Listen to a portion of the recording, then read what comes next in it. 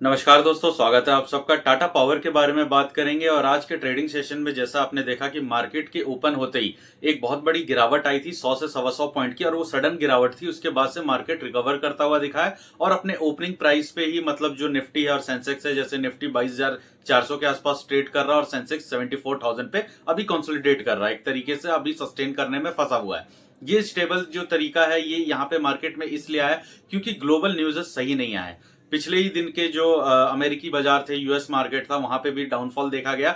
लगभग उनके जितने भी इंडेक्सेस हैं, एसएनपी, नेस्डैक और डाउज में 2-2% तक की गिरावट देखी गई। तो ग्लोबल जो मार्केट की क्यूज हैं वहां पे अच्छे रिजल्ट्स नहीं आ रहे हैं, अच्छे सेंटीमेंट नहीं चल रहे हैं। इसका एक कारण ये भी था कि डोनाल्ड ट्रंप ने यह भी कहा कि वो स्टॉक मार्केट को सीरियस नहीं ले रहे हैं फिलहाल के लिए। उनका ये कहना इसलिए लाजमी हो जाता है क्योंकि उनको पता है कि वहां पे जो उनके गवर्नमेंट है उसकी परफॉर्मेंस वैसे एग्जीक्यूट नहीं हो रही है जैसा वो कह रहे हैं। डे टू डे उनके जो आने वाले कमेंट्स हैं, जो पॉलिटिकल्स, और वो सब चीजें इंपैक्ट कर रही हैं डायरेक्टली स्टॉक मार्केट। कुल मिला के अमेरिका का प्रॉब्लम पूरे दुनिया का प्रॉब्लम, वही वाली बात को एक्सपेंड कर रहे हैं, जिसके वजह से हमारे शेयर मार्केट में भी, इंडियन स्टॉक मार्केट और खास करके एशियन के जितने भी मार्केट है उनमें भी प्रेशर बनता हुआ दिखा। और अब हम यहाँ पे बात कर रहे हैं टाटा पावर के बारे में, क्योंकि देखिए रिन्यूएबल एनर्जी सेगमेंट में काम करती हुई देश की सबसे बड़ी इंटीग्रेटेड कंपनी टाटा पावर है। अब यहाँ पे Tata power renewable energy limited, जो कि टाटा पावर की एक सब्सिडरी कंपनी है, जो कि रिन्यूएबल एनर्जी से जुड़े हुए जितने भी प्रोजेक्ट हैं, जितने भी अपकमिंग प्रोजेक्ट्स रहेंगे, उन सबको एग्जीक्यूट करने का काम करती है।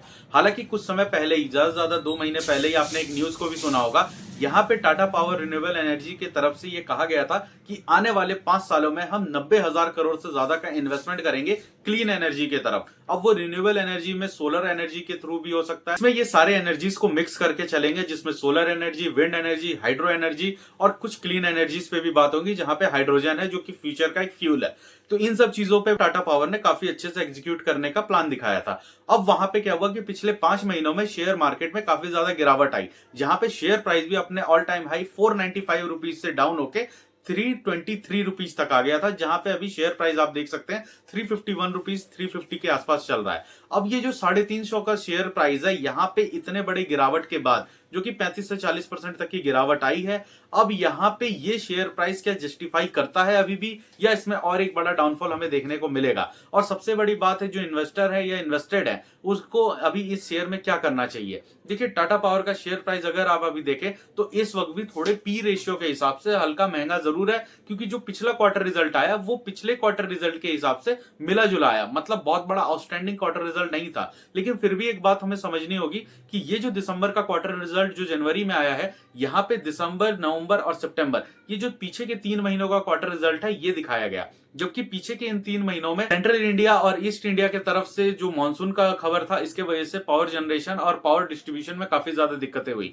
जहां कंपनी को अपने रेवेन्यू में भी कॉम्प्रोमाइज करना था और यही चीज प्रॉफिट में भी रिफ्लेक्ट होकर जरूर दिखती। लेकिन उसके बाद भी बैलेंस शीट को इतने अच्छे तरीके से इन्होंने मैनेज किया है और यहाँ पे रेवेन्यू प्लस जो Q3 का रिजल्ट है ये ठीक ठाक आया है। इसके वजह से शेयर प्राइस में मार्केट की गिरावट की वजह से भी जो डाउनफॉल आया, इस वजह से शेयर प्राइस में भी गिरावट देखी गई। अब हम यहाँ पे बात करते हैं टाटा पावर रिन्यूएबल एनर्जी की तरफ, जो कि सब्सिडरी कंपनी है। उसका एक बहुत बड़ा अचीवमेंट जो कि आंध्र प्रदेश सरकार के साथ हुआ है, 49,000 करोड़ का, मतलब 5.6 बिलियन करोड़ जो है यूएस डॉलर में, इतना बड़ा अमाउंट का इन्वेस्टमेंट होने जा रहा है गवर्नमेंट ऑफ आंध्र प्रदेश के साथ मिलकर। एक जॉइंट वेंचर है जहां पे ये पूरे आंध्र प्रदेश में रिन्यूएबल एनर्जी और क्लीन एनर्जी को मैन्युफैक्चर करने का और डिस्ट्रीब्यूट करने का काम करेंगे। मतलब एक तरीके से उस स्टेट का पूरा एनर्जी का एक तरह का कॉन्ट्रैक्ट है वो टाटा पावर ने लिया हुआ है, जो कि आने वाले 3 से 4 सालों में एग्जीक्यूट होता हुआ दिखेगा और इस साल के मिड तक में ये जो वर्क है, ये जो प्रोजेक्ट है, ये चालू होता हुआ दिखेगा। और साथ ही साथ टाटा पावर का एक सोलर मैन्युफैक्चरिंग आर्म, जो कि टाटा पावर सोलर लिमिटेड है, उसे 632 करोड़ रुपए का, जो कि 292 मेगावाट का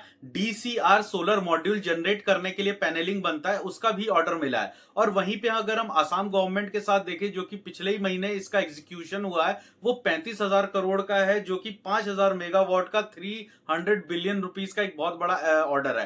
तो ये चीजें जो कि गवर्नमेंट ऑफ स्टेट्स के तरफ से टाटा पावर को मिल रही हैं, जहां पे रूफटॉप वाला जो प्रोजेक्ट है गवर्नमेंट ऑफ इंडिया की तरफ से चलाया गया, इसमें ये प्रोजेक्ट ज्यादातर टाटा पावर को ही मिलता हुआ दिख रहा है, जो कि आने वाले समय में, आने वाले क्वार्टर्स में इसके बैलेंस शीट पे रिफ्लेक्ट होता हुआ दिखेगा। अभी यही ऑर्डर ही 3,000 से ज्यादा जॉब्स दोनों जगह कंबाइन करके वो जनरेट करेंगे डायरेक्टली, इनडायरेक्टली उससे भी ज्यादा का ही जॉब जनरेट होगा। तो ये सब चीजें कंपनी के फेवर में आती हैं। स्टेट्स के तरफ से मिल रहे जो ऑर्डर्स हैं और ऑर्डर बुक की जो ग्रोथ है उस पे मूडीज एजेंसी ने इनकी जो क्रेडिट एजेंसी उसे बी से ए कर दिया है, मतलब ए कैटेगराइज किया और आगे का जो आउटलुक है शेयर प्राइस का वो पॉजिटिव दिया है। तो ये भी काफी ज्यादा सेंटिमेंट्स के साथ साथ टाटा पावर के शेयर प्राइस पे रिफ्लेक्ट होता हुआ आने वाले समय में दिखेगा। अब मेमोरेंडम में ये चीज जरूर है कि टाटा पावर को आंध्र प्रदेश के साथ मिलके जो रिन्यूएबल एनर्जीज को डिस्ट्रीब्यूट करने का काम है, जिसमें कि विंड एनर्जी होने वाला है, सोलर एनर्जीज है और खास करके सोलर रूफटॉप प्रोजेक्ट जो कि गवर्नमेंट द्वारा एक तरीके से बैक्ड किया जा रहा है। इस प्रोजेक्ट में भी गवर्नमेंट